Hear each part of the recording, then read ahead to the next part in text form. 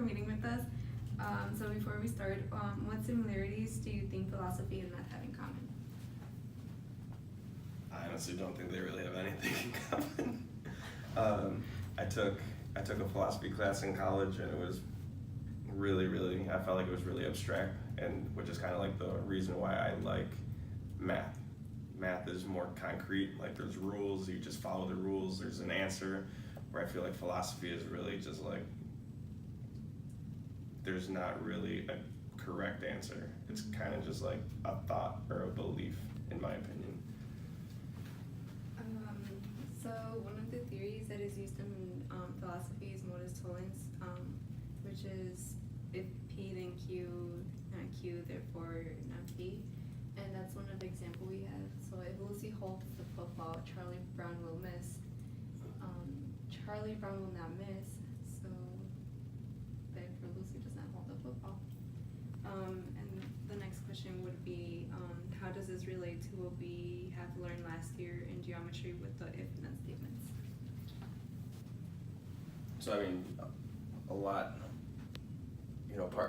like you said, in geometry or in a math class, I mean, you use if-then statements all the time. So you use conditional statements, biconditionals, all the time. So I mean, this is, part of math is logic, which falls into the realm of philosophy for sure.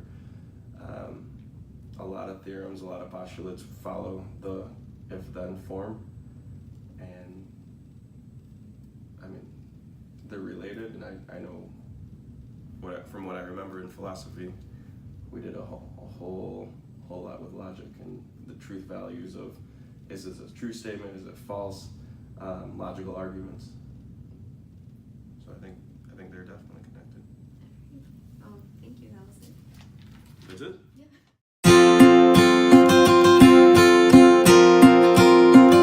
Thank you for meeting with us. So basically, we're going to talk about like Democritus and his theory. So like the theory of atoms, and so basically the universe and all matter is made up of atoms. So like everything is composed of atoms, which are physically but not geometrically divisible, right? Yes. And between each atom, like an extra space, infinite number of atoms, and they're indestructible, right? So do you think that like his theory like contradicts what we believe in, like religion? I actually don't. I think that our faith and science can go together because God created the world, so anything we discover about the world is also something we discover about God. So yeah, I think they go hand in hand.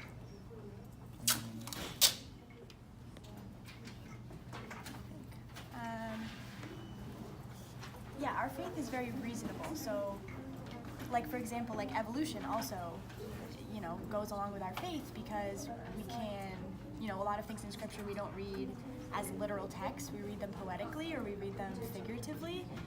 So, science and faith can really complement each other, and we can also learn about God through science.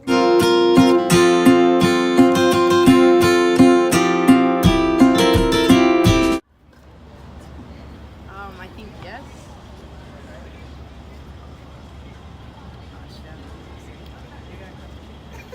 I don't know what to say. You ready? Mm-hmm. Okay. Yeah. Okay. Evelyn.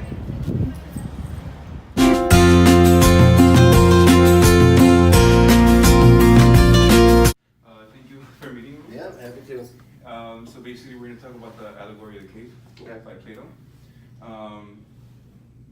So basically, the main question is how Plato portrayed philosophers in the allegory of the cave. So I'm not sure if you read it or not, but it's basically 4 prisoners that are chained up and they're facing a wall, and there are shadows that are portrayed on the wall, and that's basically their whole reality, right?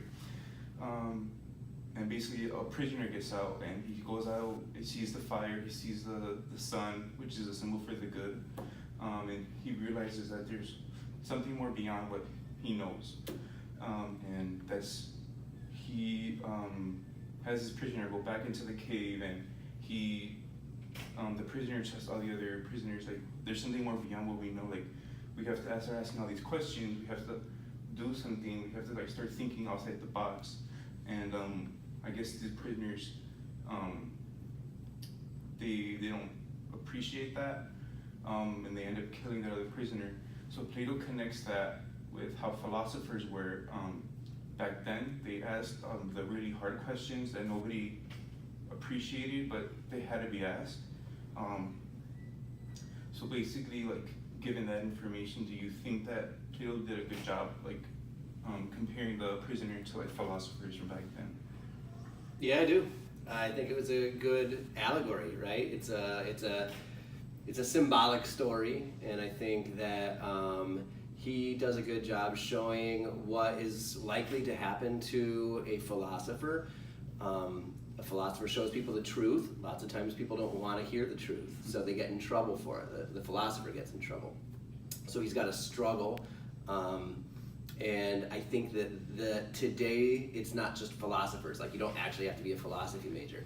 I think a philosopher is like a prophet, right? I mean, in a sense, like Jesus is in the same situation as the prisoner who escaped and saw the truth. And so are many other prophets, Gandhi, Martin Luther King, right? They're people who saw the truth, and then they come back, they try to tell people, and some people are willing to listen, but a lot of people don't want to hear that, and they're willing to do anything to stop the philosopher or the prophet or whoever it is from speaking out, including killing that person. Right. And Gandhi, Martin Luther King, and Jesus are all examples, and they all got killed for speaking the truth, for being prophets. But I think Plato would be comfortable using the word philosopher. He would probably consider all three of them philosophers. And so I think the way Plato portrayed it, I think, was effective, it was good, and here we are more than 2,000 years later, and I think that the symbols he uses, they still work. Right. And do you think that, like, Plato, any of his beliefs that, like, he used in the allegory, that can contradict what we believe in today? No, I mean, I think they contradict what a lot of people believe today, but I think that, in a sense, he already knew about the masses who would prefer to stick their heads in the sand. Mm-hmm. Except today, we just want to watch TV or watch football or whatever it is, or we want to be entertained. So no, I don't think there's too much contradiction between his times and these in this allegory. I mean, times definitely have changed, but we still have some of the same basic situations going on.